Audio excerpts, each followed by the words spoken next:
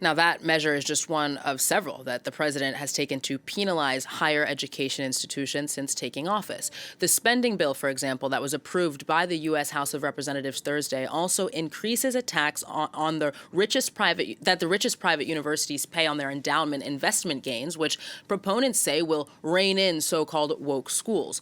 For more on all of this, then, France 24's international affairs commentator Douglas Herbert joins me on set. Hi, Doug. So that's a mouthful, right? It is indeed. As far as the as this latest in the Harvard saga goes, China has said that this particular decision will tarnish Washington's image.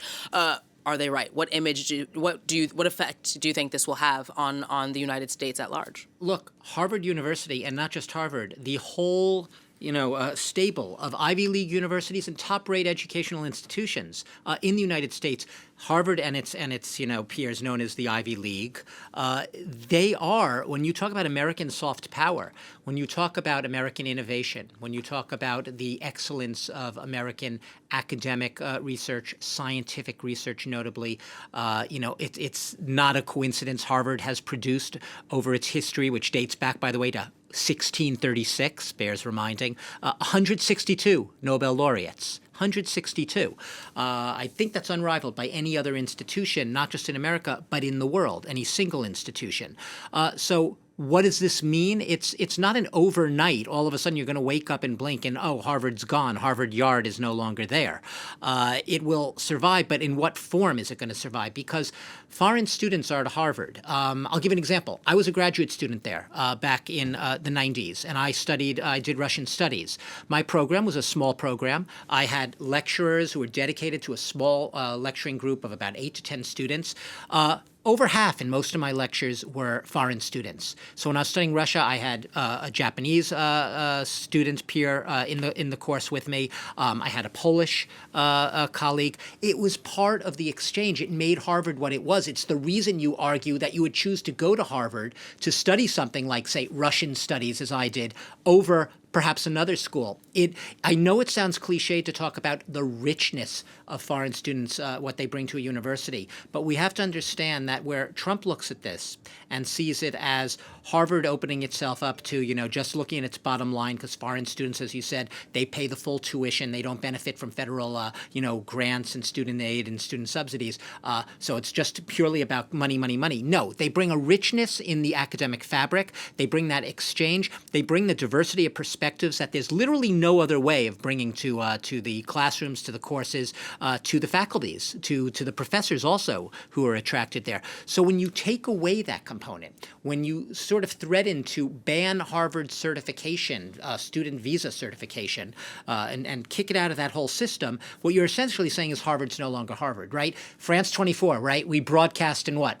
4 languages, French, English, Arabic, and Spanish. It's essentially as if Emmanuel Macron turns around and said, France 24, you can't broadcast in English, Arabic, or Spanish anymore. You could keep the French part. That's it. It's not who you are. It's not the reason, the raison d'etre of the station.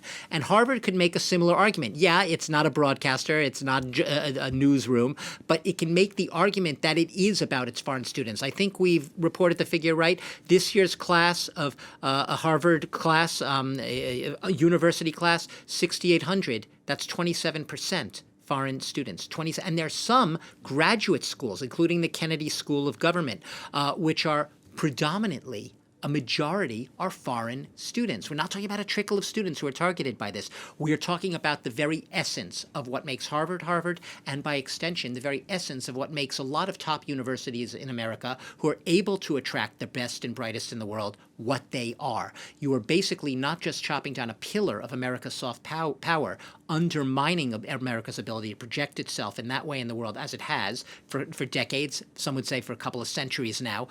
You are basically emasculating the entire identity of the institution itself. And some of its hard power, so to speak, because we know that these graduates go on to become essential components to some of the biggest companies, the most important and profitable companies and research institutions, even all over the world. In the U.S., Doug. Okay, well, Harvard, of course, I imagine will presumably continue to fight back. You don't have to presume, Erin, and the reason you don't have to presume is because they are fighting back. They already are in court.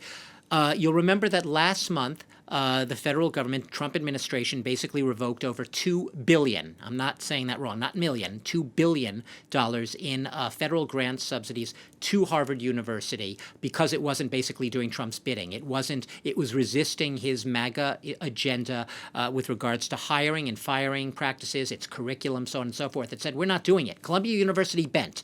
It made concessions in order to get back $400 million in grants. A lot of people came under a lot of fire and criticism in many parts of the community. Harvard said, we're not doing it. So it's already has taken essentially the Trump administration to court, and it is made clear in a statement. It is called this governmental action illegal, this latest one, the banning certification of foreign students' visas in the system. It says we're going to fight it, essentially. They are determined to fight it, not just for Harvard, as Harvard sees it, but also for the good of America. They say they're trying to make the broader picture. This is not just about the benefit of one institution. It is about what we were talking about earlier. It is about the image of America in the world and America's ability to continue to be, for many, not for all, a shining beacon of opportunity, of openness, and of academic excellence. Doug, we'll see where this takes them in terms of the legal battle to come, as you said there. Thank you very much.